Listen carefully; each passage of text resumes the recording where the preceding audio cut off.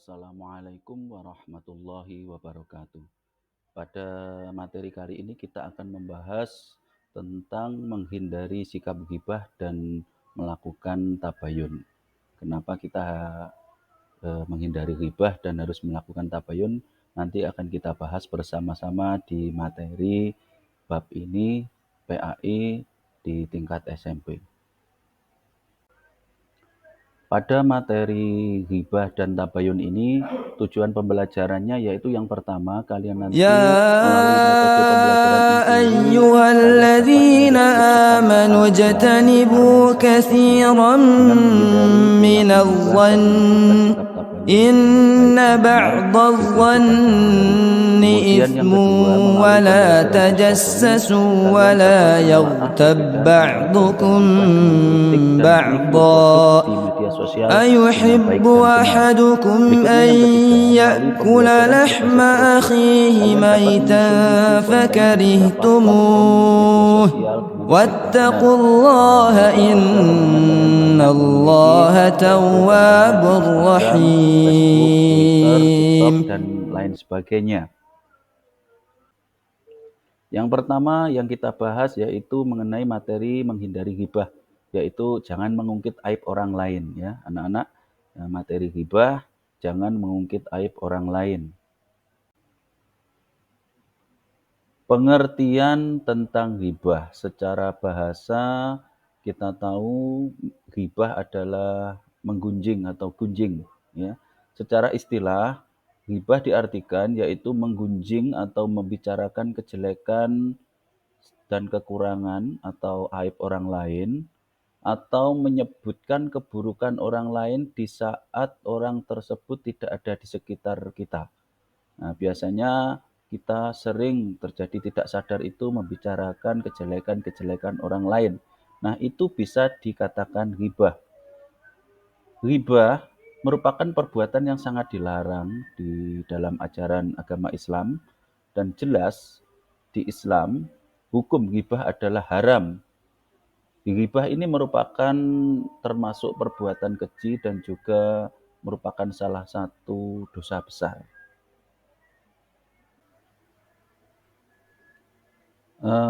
Anak-anak, sebagai seorang yang beriman, tentunya kita didorong untuk menjauhi prasangka buruk dan membicarakan aib orang lain. Apalagi ketika tidak disertai dengan bukti yang jelas. Sebagaimana prasangka yang tidak disertai dengan bukti adalah merupakan perbuatan fitnah dan dosa. Sebagai seorang yang beriman, sikap kita terhadap ghibah atau menggunjing orang lain seharusnya kita hindari dan menolak untuk terlibat di dalam sikap ghibah tersebut. Karena ghibah merupakan tindakan yang negatif, yang melibatkan pembicaraan atau penyebaran informasi yang merugikan atau mencemarkan reputasi seseorang di belakangnya. Dalam Islam, ghibah dianggap sebagai dosa besar dan dilarang secara tegas. Sikap orang yang beriman terhadap ghibah seharusnya yang pertama yaitu kita jelas harus menjauhi sikap ghibah, kemudian juga menyadari dampak-dampak negatif terhadap ghibah tersebut. Tentunya kita sebagai orang beriman juga harus bisa menjaga lidah kita. Tentunya lidah ini kan tak bertulang, kita sering kepleset lidah kita sehingga bisa menyebabkan hal-hal yang besar bisa terjadi atau dampak-dampak buruk yang lebih besar bisa terjadi. يا أيها الذين آمنوا اجتنبوا كثيرا من الظن إن بعض الظن إثم ولا تجسسوا ولا يغتب بعضكم بعضا أيحب أحدكم أن يأكل لحم أخيه ميتا فكرهتموه واتقوا الله إن الله تواب رحيم.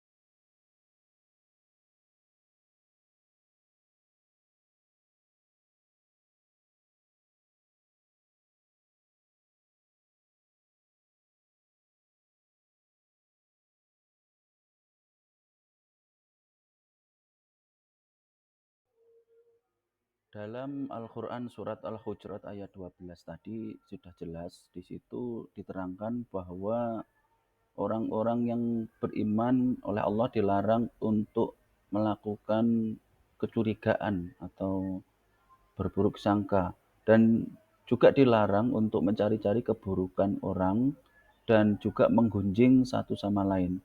Karena di situ digambarkan bahwa orang yang suka menggunjing atau membicarakan aib orang lain itu diibaratkan adalah orang yang suka memakan daging saudaranya sendiri yang sudah mati.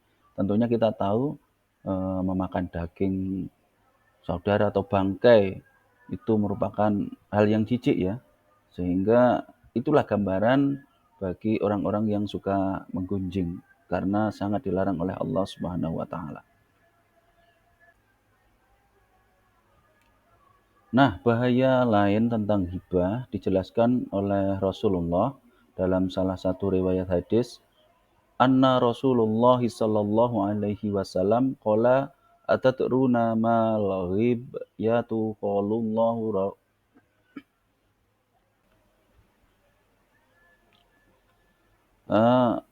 selanjutnya kita tahu bahwa Allah Subhanahu wa taala itu memberikan kita kelengkapan organ tubuh itu bermacam-macam fungsinya. Salah satunya yaitu tentang lidah. Kita tahu bahwa lidah itu tak mempunyai tulang. Lidah yang lunak ternyata dapat menyakiti hati, bahkan ia dapat memberikan bekas yang mendalam. Lidah dapat menyebabkan seseorang masuk surga ataupun masuk neraka. Karena setiap kata yang diucapkan oleh kita itu akan dicatat oleh para malaikat. Kita tahu bahayanya perkataan atau omongan itu bisa menyebabkan timbulnya hal-hal buruk, bahkan menjadi sangat besar. Dalam syairan Jawa kita pernah tahu yang bunyinya seperti ini. Fa asratuhu min fihi tarmi bi ra'sihi wa asratuhu bi rijli tabra 'alal mahali. Dalam bahasa Jawa yang artinya gini. Dene mlesete lisan nekake balang endas. Dene mlesete sikil suwe-suwe bisa waras. Nah, dalam bahasa Indonesia yang artinya karena terpelesetnya mulut bisa melenyapkan kepalanya. Sementara kalau terpelesetnya itu kaki, maka lama-lama bisa sembuh. Maksudnya apa? Ketika lidah kita itu atau perkataan yang kita keluarkan itu tidak tidak dapat dipertanggungjawabkan, itu bisa menyebabkan timbulnya perpecahan, bahkan bisa melenyapkan nyawa kita sendiri. Ini bahayanya kita menggunakan lidah, maka setiap perkataan itu harus dipertanggungjawabkan, sehingga kita harus mengucap atau mengeluarkan kata-kata itu harus hati-hati. Selanjutnya tentang efek ketika ghibah terjadi. Yang pertama yaitu terputusnya persaudaraan atau ukhuwah. Kita tahu bahwa timbulnya permusuhan, perbedaan, itu bahkan sampai memutuskan tali persaudaraan, itu kadang-kadang terjadi timbul karena adanya ghibah. Yang kedua, rusaknya kasih sayang, kemudian timbulnya permusuhan, tersebarnya aib sehingga merusak tatanan sosial yang ada, serta bahkan timbulnya dendam dari orang yang kita ghibai.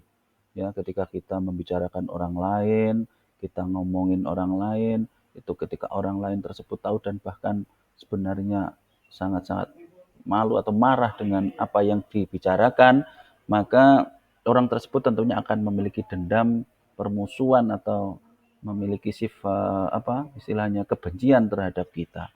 Itu tentang efek di mana ketika kita tidak bisa menjaga lidah kita sehingga kita sampai melakukan ghibah. Naudzubillahi min dzalik. Yang berikutnya yaitu penyebab ghibah. Banyak sekali penyebab ghibah. Salah satunya yaitu yang pertama membicarakan keburukan orang lain dengan keinginan atau dengan harapan bisa mengangkat derajat dirinya sendiri. Kita mengolok-olok orang lain dengan harapan derajat kita diangkat. Kemudian yang kedua yaitu sikap iri terhadap keberhasilan yang dimiliki oleh orang lain atau kesuksesan yang dimiliki oleh orang lain sehingga kita menghibah mereka. Kemudian sikap egois dan membanggakan diri atau ujub yang cenderung bisa memunculkan sikap merendahkan orang lain atau menganggap bahwa orang-orang lain itu adalah orang-orang rendah di mata kita. Kemudian adanya balas dendam terhadap orang lain atas perilaku terhadap yang dia alami, kemudian pelampiasan amarah yang tidak terkendali, atau kadang kita itu sering bercanda tanpa disadari, tanpa disadari oleh diri kita bahwa candaan kita itu menimbulkan hal yang merendahkan terhadap orang lain. Nah, ini bisa menjadi suatu hibah. Banyak dampak negatif yang terjadi ketika kita tidak bisa menjaga lidah kita sehingga kita menghibah. Ya, yang pertama yaitu merusak nama baik diri sendiri dan orang lain.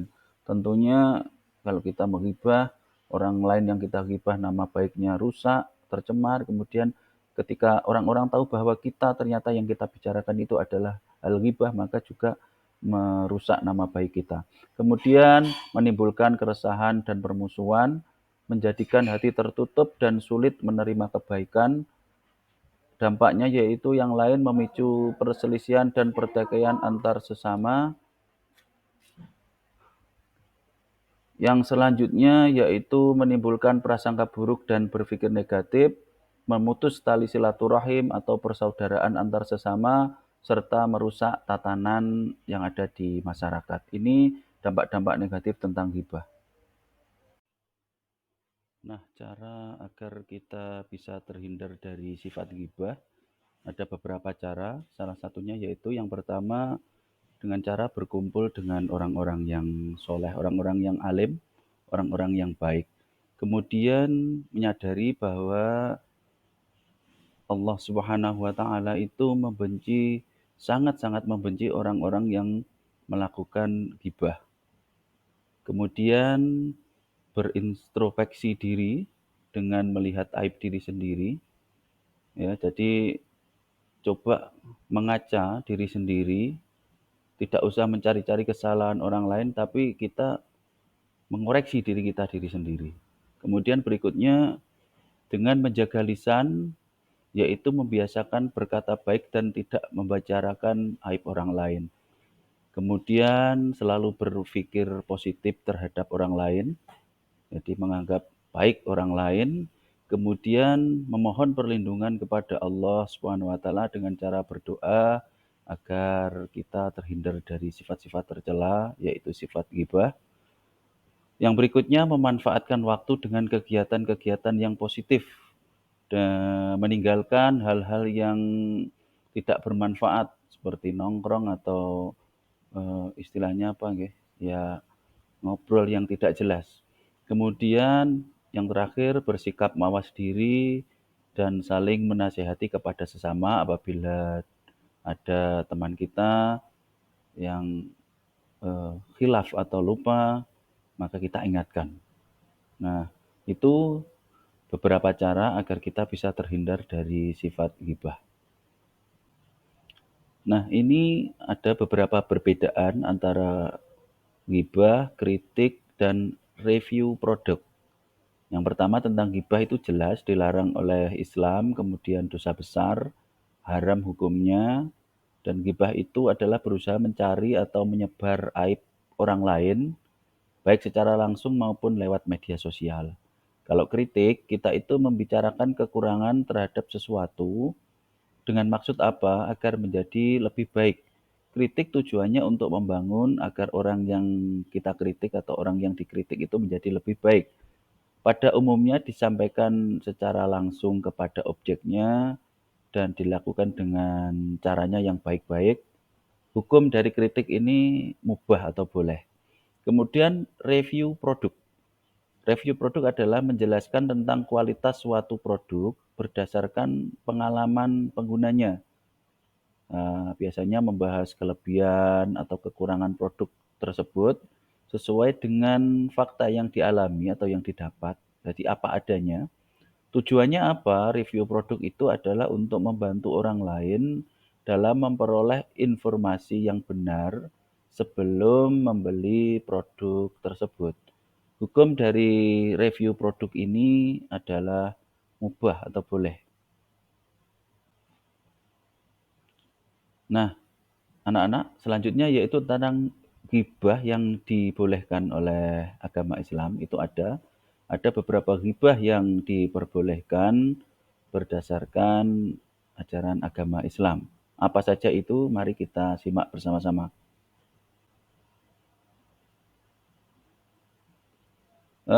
Yaitu yang pertama, yaitu ghibah yang diperbolehkan dalam rangka mengadukan tindakan zalim ketidakadilan yang dilakukan seseorang kepada pihak yang berwenang seperti hakim atau polisi. Jadi dalam pengadilan biasanya kita membicarakan apa itu keburukan orang itu dalam rangka ini mengadukan tindakan yang zalim atau ketidakadilan. Ini boleh. Kemudian dalam rangka meminta fatwa kepada orang alim atau mufti tentang keadaan seseorang tersebut. Jadi kita meminta fatwa atau pendapat orang-orang alim tentang tentang keadaan seseorang tersebut, kita boleh mengutarakan atau membicarakan keadaan orang tersebut. Kemudian dalam rangka meminta tolong kepada orang lain untuk merubah kemunkaran atau menasihati orang yang bermaksiat agar sadar dari kemaksiatannya. Yang keempat, ghibah yang diperbolehkan yaitu dalam rangka mengingatkan kaum muslimin dari kesesatan atau penyimpangan suatu faham. Kita membicarakan misalnya kejelekan Raja Fir'aun atau apa. Nah, ini dalam rangka mengingatkan kaum muslimin. Kemudian menceritakan keadaan seseorang yang terang-terangan bermaksiat agar orang-orang berhati-hati terhadapnya. Contohnya kita tahu bahwa orang itu memang sukanya melakukan perbuatan buruk seperti apa gitu, kita beritahukan kepada orang lain dengan tujuan apa? Agar orang-orang itu tahu ketika nanti ada orang tersebut bisa lebih hati-hati karena sudah jelas orang-orang tersebut itu secara terang-terangan melakukan maksiat. Yang berikutnya menyebut gelar seseorang yang telah ridho terhadap gelar tersebut. Misalnya kita menyebutnya membeli pentol Pak Kumis misalnya. Nah, orang tersebut memang ridho akan gelar tersebut, bahkan di gerobaknya ditulis pentol Pak Kumis gitu misalnya. Itu boleh. Seperti itu, ini beberapa ghibah yang diperbolehkan. Selanjutnya kita membahas tentang tabayun. Kalau tadi kita membahas tentang ghibah, kita sekarang membahas tentang tabayun, yaitu berpikir kritis untuk mengecek atau cross check terhadap kebenaran suatu berita yang kita terima. Nah, ini pengertian tentang tabayun. Pengertian tabayun secara bahasa dari bahasa Arab, tabayyana ya tabayyanu tabayyunan, yang artinya yaitu mencari kejelasan tentang sesuatu hingga jelas dan benar keadaannya. Sedangkan secara istilah, tabayun yaitu proses yang dilakukan untuk meneliti dan menyeleksi berita atau informasi يا atau kejadian yang أيها ada itu الذين dicek, recheck dengan sikap tidak آمنوا إن tergesa-gesa dalam memutuskan, sehingga جاءكم permasalahan فاسق menjadi jelas dan بنبأ benar. Nah, ini فتبينوا tentang pengertian tabayun. فتبينوا Dalam agama أن memberikan perintah agar تصيبوا manusia قوما dapat meneliti berita yang dibawa oleh بجهالة orang-orang fasik dengan cara فتصبحوا tabayun. على Hal ini ما apa? فعلتم Dilakukan dalam rangka نادمين. mewaspadainya. Ketelitian ini untuk mendorong agar tidak ada seorang pun membenarkan dan memberi keputusan yang didasarkan pada informasi orang-orang fasik tersebut. Ini tentang tabayun.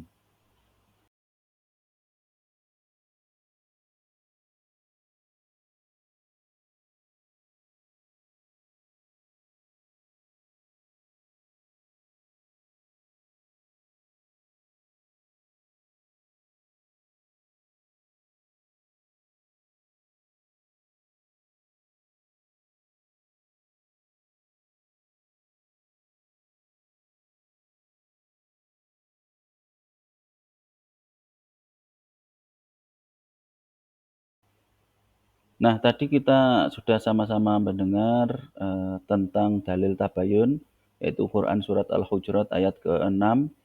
A'udzubillahi minasyaitonirrajim. Bismillahirrahmanirrahim. Ya ayyuhalladzina amanu in ja'akum fasiq binaba'in fatabayyanu an tusibu qauman bijahalatin fatusbihu ala ma fa'altum nadimin. Dalam Quran surat Al-Hujurat dijelaskan, wahai orang-orang yang beriman, jika seseorang yang fasik datang kepadamu membawa suatu berita, maka telitilah kebenarannya, agar kamu tidak mencelakakan suatu kaum karena kebodohan atau kecerobohan, yang akhirnya kamu menyesali perbuatanmu itu. Intinya gini, kita ketika menerima berita, maka kita istilahnya ada kata-kata saring sebelum sharing. Jadi kita saring sebelum kita share berita-berita yang kita dapat. Nah, sering kita mendengar kata yang viral yaitu hoax ya. Informasi yang dibawa oleh orang fasik ketika kita menerima berita itu jangan langsung kita terima. Apalagi kita tidak tahu sumber kebenaran dari berita tersebut. Nah, akan tetapi harus kita teliti terlebih dahulu. Diteliti terlebih dahulu. Penelitian terhadap informasi tersebut meliputi apa saja? Kualitas dari berita tersebut, kemudian pembawanya, berita tersebut dibawa oleh siapa, kabar tersebut disampaikan oleh siapa, dan kepentingan tentang berita tersebut. Keputusan terhadap berita tersebut jangan langsung kita ambil sebelum berita itu jelas kebenarannya. Berita yang tidak benar dengan tanpa dicari kejelasannya itu terkadang dapat merusak diri dan masyarakat di sekitar, sehingga bisa terjadi yang namanya hoax. Itu bahaya bagi tatanan masyarakat. Nah, sekarang kita mempelajari cara tabayun. Ada beberapa cara. Yang pertama yaitu kita mencari sumber informasi tersebut, kita pastikan kebenarannya. Hal ini dapat dilakukan dengan melihat kompetensi sumber yang dirujuk. Jangan sampai sumber informasi itu ternyata berita yang tidak benar. Yang kedua, pastikan informasi yang kita dapat itu tentang hal-hal yang benar. Ya, jangan sampai itu merupakan berita hoax atau bahkan fitnah yang kita dapat. Kemudian yang ketiga, pastikan tempat dan waktu informasi yang diperoleh itu adalah benar. Ini beberapa cara yang kita lakukan untuk bertabayun. Di zaman sekarang ini tentunya kita tidak lepas dari yang namanya gadget atau barang elektronik handphone yang sudah merambah ke seluruh kalangan. Bahkan tentunya kita juga sudah tahu di dalam HP itu kita bisa mengakses beberapa aplikasi, termasuk salah satunya aplikasi media sosial, ada Facebook, WhatsApp, Instagram, TikTok, atau Twitter, bahkan yang lain-lainnya. Itu banyak media-media sosial. Nah, dampak negatif dari media sosial yang ada itu ada. Salah satunya yang pertama yaitu kebebasan informasi.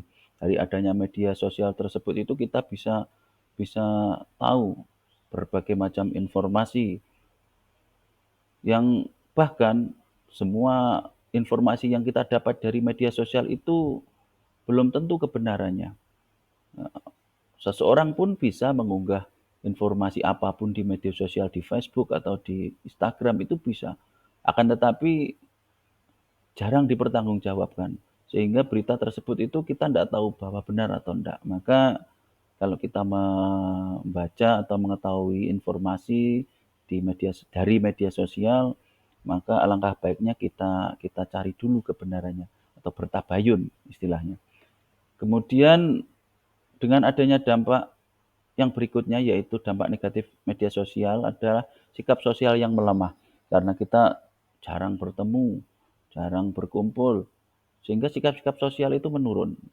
Sikap-sikap sosial menurun. Bahkan curhat saja kadang dituangkan di Facebook atau di status. Yang berikutnya yang semakin parah yaitu dampaknya yaitu kelalaian dalam kewajiban beragama. Kita lupa tentang kewajiban-kewajiban agama, bahkan melalaikan ajaran-ajaran agama. Itu dampak negatif dari media sosial. Nah, ini cara-cara kita bisa terhindar dari berita hoax. Yang pertama, hati-hati dengan judul provokatif. Biasanya kalau kita membaca berita itu judulnya menarik atau bahkan provokatif. Itu hati-hati. Kemudian yang berikutnya cermati alamat situs. Dari mana berita tersebut disampaikan. Situsnya itu terpercaya atau tidak. Kemudian yang berikutnya periksa fakta atau cek fakta, cek kenyataannya. Berita itu sesuai tidak dengan kenyataan. Gitu. Kalau tidak sesuai berarti berita tersebut hoax. Yang berikutnya cek keaslian foto, video, atau konten yang didapat.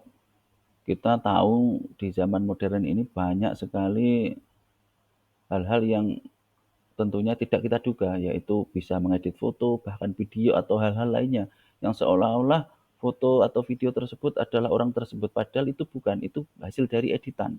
Maka kita bisa cek keasliannya agar tidak terjebak dari berita hoax. Kemudian kadang kita bisa selanjutnya dengan cara yaitu ikut serta dalam grup diskusi anti hoax atau ada penggiat-penggiat anti hoax itu kita ikut. Kemudian yang berikutnya yaitu cara menghindari hoax, tidak langsung share ketika dapat informasi. Jadi ketika kita mendapat informasi dari WhatsApp grup atau apa misalnya, itu kita dapat nggak usah merasa cepet-cepetan langsung, saya share biar saya dianggap tahu lebih dulu. Enggak. Jadi tidak usah di-share secara cepat-cepat. Ditakutkan apa? Ternyata berita yang kita dapat dari grup atau dari media sosial itu berita yang tidak benar atau berita hoax. Terlanjur kita ikut menyebarkan, maka kita juga dimintai pertanggungjawabannya nanti.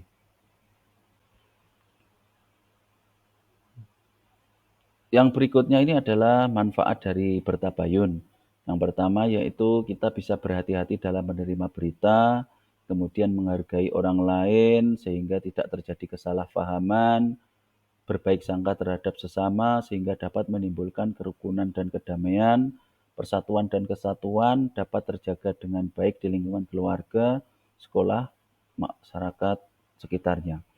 Kemudian yang terakhir, manfaat dari tabayun yaitu menciptakan kerukunan dan kedamaian di kalangan masyarakat. Intinya apa? Ketika kita tidak tergesa-gesa dalam menyampaikan suatu informasi, kita perlu tabayun dulu, maka akan tidak terjadi hal-hal yang negatif. Nah, salah satu manfaatnya ini tadi. Kita harus berhati-hati dalam menerima berita yang sebelum kita sebarkan. Intinya saya ketika share berita tentunya harus disaring dulu. Kita cari dulu kebenaran berita tersebut. Demikian materi tentang ghibah dan tabayun, semoga bisa bermanfaat bagi kita semuanya. Saya akhiri. Wassalamualaikum warahmatullahi wabarakatuh.